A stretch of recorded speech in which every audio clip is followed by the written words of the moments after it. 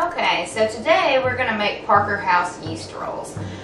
We found a recipe from the 1800s online in an old recipe book, and we thought that we would try it out and see how it turned out. We made it and they were delicious. So we thought that we would show you guys how to make them so you can make them at home. The recipe is pretty simple. It doesn't really require a whole lot, and it's easy to make. You just need 2 cups of milk, 3 tablespoons of butter, 2 tablespoons of sugar, 2 teaspoons of salt, 1 yeast cake dissolved in a 1/4 cup of lukewarm water, 3 cups of flour, and 1 egg. So first we're going to measure out our flour. We need 3 cups. I'm going to measure it into this and set it in here so I don't make a mess.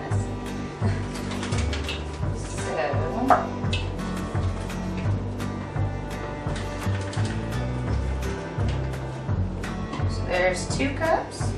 And then 1 more cup.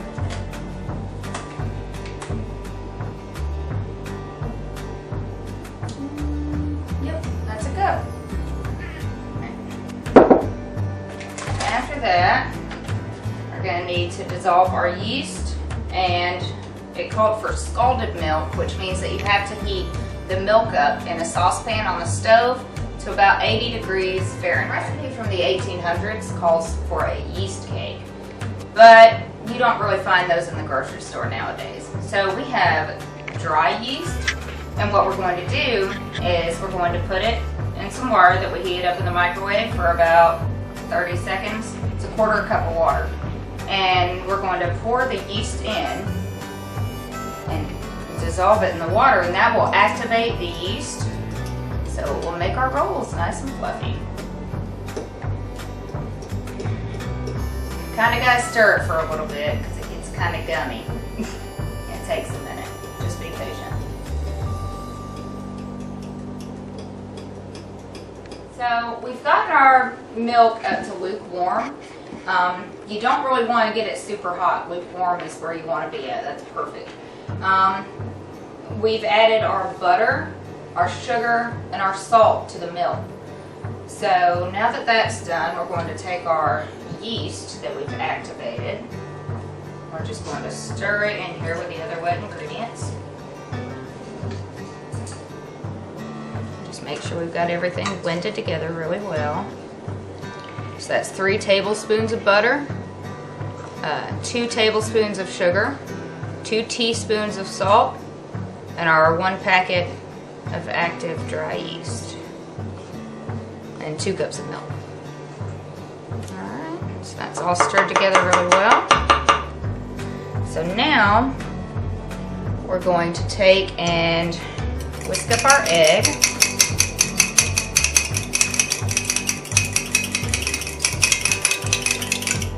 And we are going to start to add our wet ingredients to our flour. So I'm just going to make a little hole here in the middle.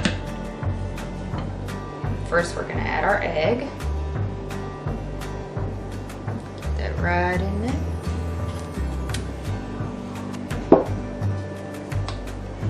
Bury it in the flour.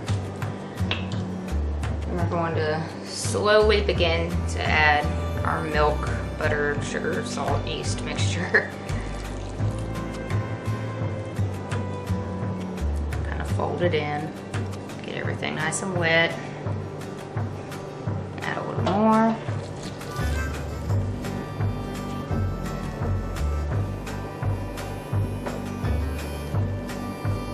It's just easier to really incorporate everything well if you add the milk a little bit at a time.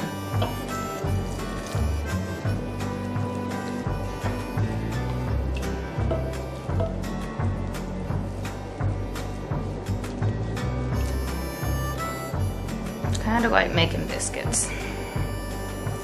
A little more.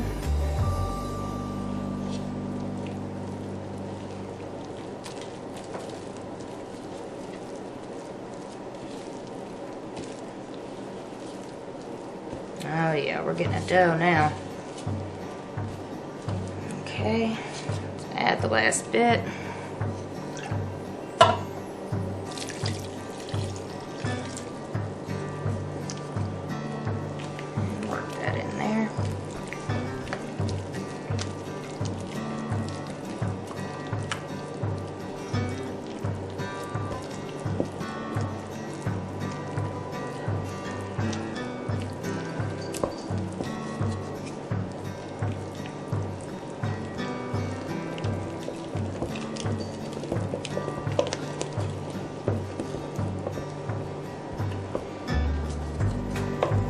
So we've got about the right consistency now. Sometimes if it seems a little wet, you might need to add a smidge more flour to it. That's fine. It's the beauty of making a dough. If it's too wet, you can always add more flour. If you add too much flour, you can add a little more milk. It's easy to work with. Okay, so now that our dough is nice and doughy, we're gonna take this other bowl. I'm gonna spray it with some olive oil. You can use whatever oil you like. We like olive oil. Then we're going to dump our dough into this bowl. We're going to cover it up and we're going to let it sit and rise for about 2 hours. And then we're going to knead it again. And then we're going to let it rise some more. It's easy to make these rolls, but it is a little time consuming. So I've got our bowl all greased up. And now we're going to add our dough. Now this first time before it rises, your dough is going to be pretty sticky. So you're really going to have to scrape it out of the pan. Now when you knead it the next time, you're going to add more flour to it. And it's not going to be quite this sticky. So don't worry. Oh man. It is stuck.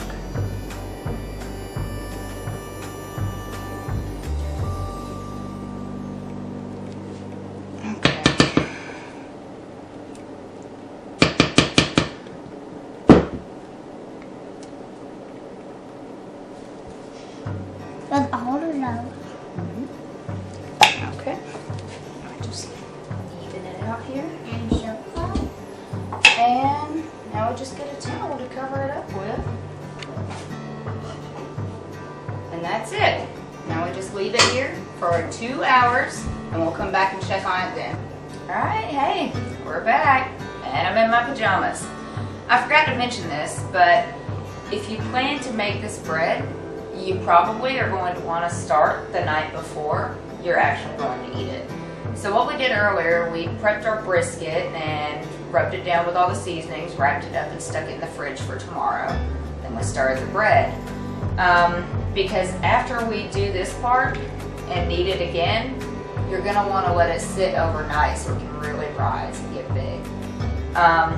So let's take a look and see how it's turned out so far. Oh yeah. Now she's gotten pretty puffy already, but after you let it sit overnight, it's gonna get really big, like up to here. So now what we're going to do is we're gonna want to take a little more flour. You're gonna use a good bit more now to kind of get it not so sticky so you can knead it. You can just knead it in the bowl, or you can turn it out onto a table or a board or whatever, if that's what you'd rather do. Either way is fine. I just do it in the bowl. It's late. I'm not trying to make a big mess. So I'm going to get this flour in here. Kind of pull it from the sides and then brush the sides with the flour. Kind of turn the bowl and keep doing that. Get it coated really well so that way it doesn't stick to your fingers too bad. And once we've got it good and coated with the flour, then we're going to start to knead it. So you just pick it up, fold it over, push it down, fold it over, push it down. If it starts to get real sticky and start sticking to your fingers, you can add more flour because you're going to want it to, and you don't want it to be horribly firm, but you don't want it to be too gooey either. So I've got this one about perfect. We're just gonna knead it for a little bit. Actually feels really good. It's very soft.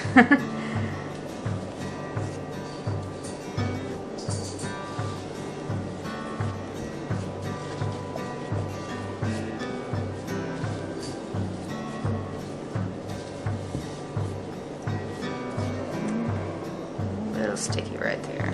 A little more flour on it.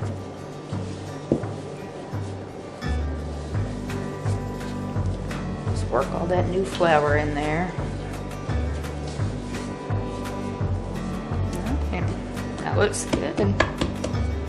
Okay, so now you're going to let it sit overnight. So just cover it up with a towel again, and I mean 8-10 hours. Just go to bed. When you wake up, it should be good. When you uncover it, the bowl should be almost completely full of dough because it will have risen so much. So that's what we're gonna do. We're gonna cover it up. We're gonna go to bed, and we'll see y'all in the morning. Good night. Okay, so we're back. Good morning. Our bread has risen overnight. It is huge. Look at that. I told you it was gonna get big. All right, so now what we're gonna do is we are going to get the dough out of this bowl. I've laid down some wax paper and sprinkled some flour on it so the dough doesn't stick to it. We're gonna dump it out on here, and we're gonna pat it out into a nice flat thing. Okay. I'm gonna get a little flour on the dough so it's not too terribly hard to get out. Luckily we did oil the pan, so it's not too bad. It's still a little sticky, so just gonna do like we did last night when we were about to knead it. Just kind of work the dough around the sides, or work the flour around the sides of the dough. You know what I mean. Get it all nice and loose from that bowl. Flip her out on the table. Come on out, little dough. It's time to be something. Flour the top of it. And then we're just going to press it out to about 1/3 of an inch thickness. Kind of like you're making biscuits. You could use a rolling pin too, but it's pretty easy to work with, so you can really just do it with your hands, and that's fine.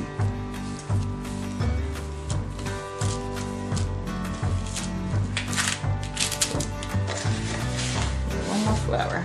The edge is sticky. And just keep adding flour as you need to. If it starts to feel kind of sticky or starts sticking to your fingers. Flour will not hurt it.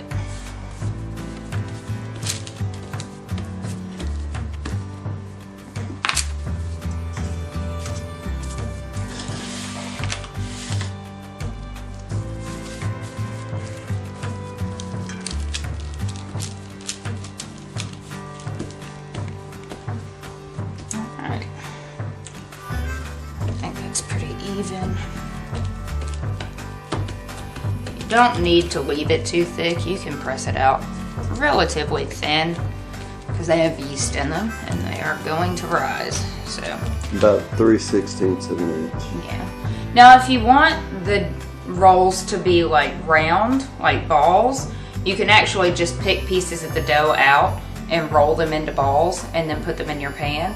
But if you want it to be like the original Parker House rolls from the 1800s, then you're going to want to do them this way.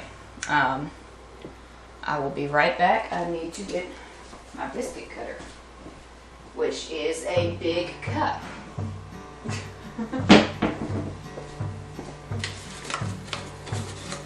Well, I won't fit in there. You just flour your biscuit cutter or your big cup or whatever you choose to cut it with. And you're just going to cut circles just like you would with biscuits.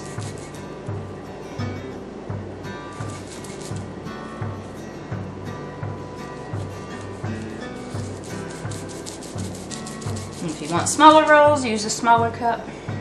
Bigger rolls.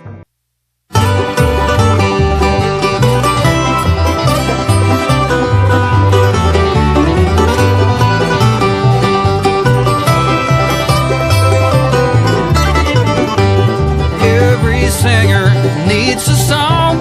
Every bell cries out to be around. Every dog wanna wag its tail. Life ain't nothing but a pilgrim trail.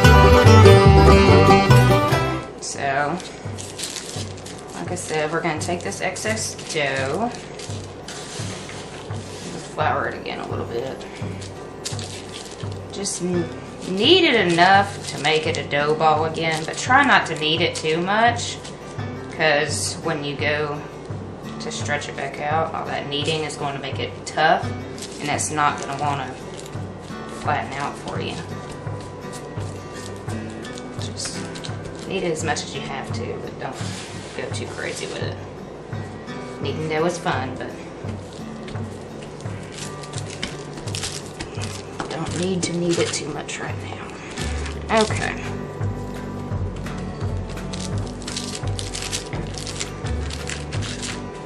That's about as even as that is gonna get.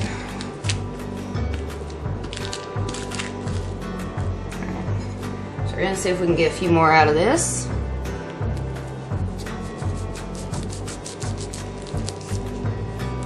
Ooh-wee, it is sticking. I'm gonna reflour this guy.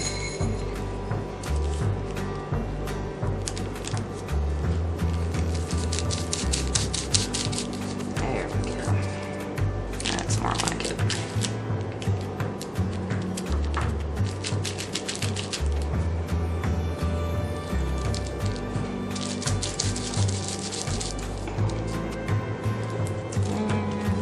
And one more right here.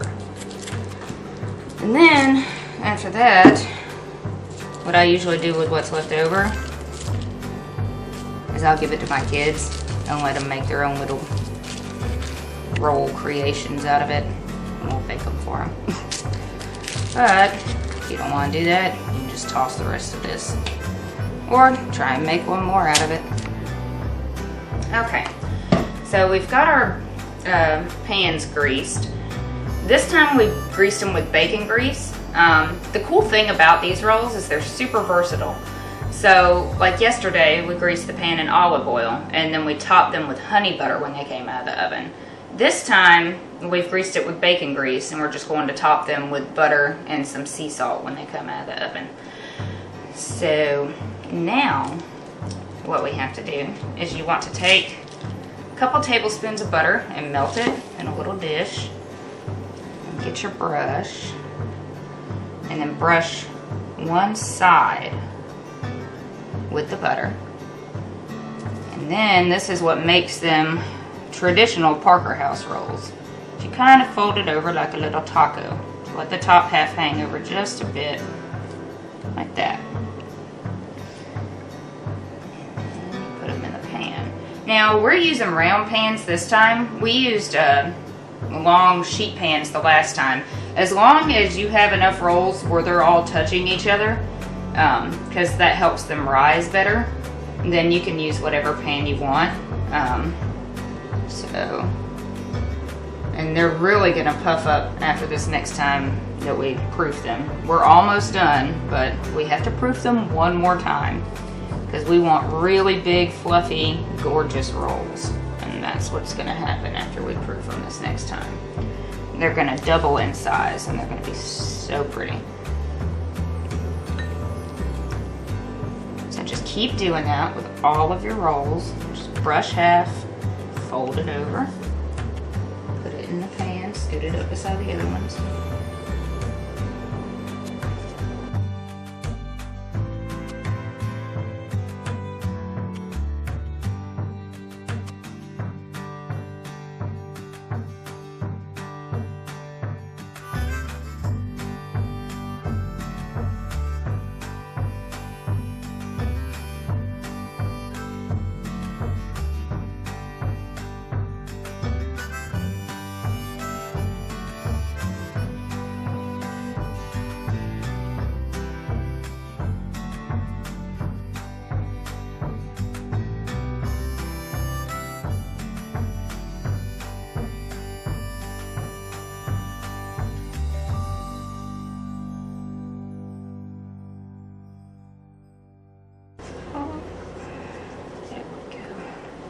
Alright. And now, cover this up again. Let them work till they double in size. So you kind of check on them again in an hour if they're not quite double in size. Every singer needs a song.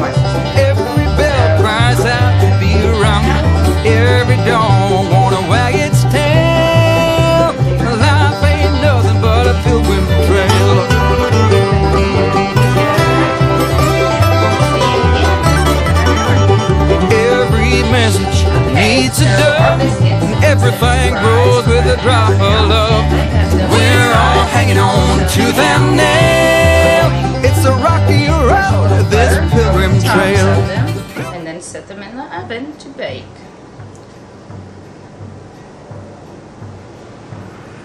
Just do a thin layer of butter.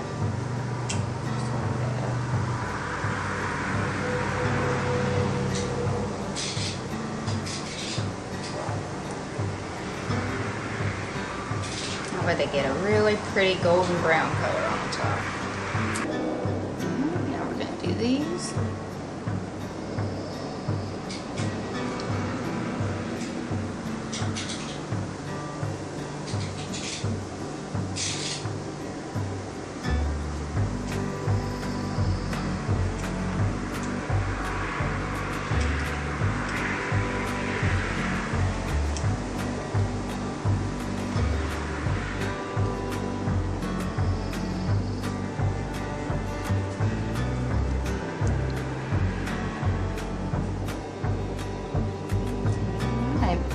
So now we are going to put these in a preheated oven. It's preheated to 350 degrees and we're going to bake them for about 30 minutes.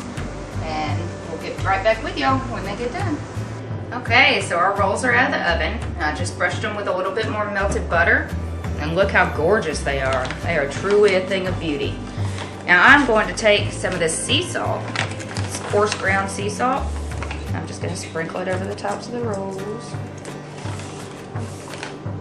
A little extra flavor. You can brush them with honey butter or garlic butter or whatever you want, just depending on what you're serving them with. But this is how we're going to do them today to go with our brisket. I want you to take a look at how soft and just gorgeous these rolls are. Look at that. Oh my gosh. Oh, those just look delicious. And you can make these gluten-free if you want to. We actually tried them that way first. But with the gluten-free flour, in order for the yeast to let it rise, it's a very dense flour, so you have to add a little bit of xanthan gum into it, which you can get that at Walmart for like $5. I'm not sure the exact amount, but I'll post it in the description below if you're interested. But as far as these rolls go, they are done and totally ready to eat. So I hope y'all enjoy them if you make them, and I'll see you later.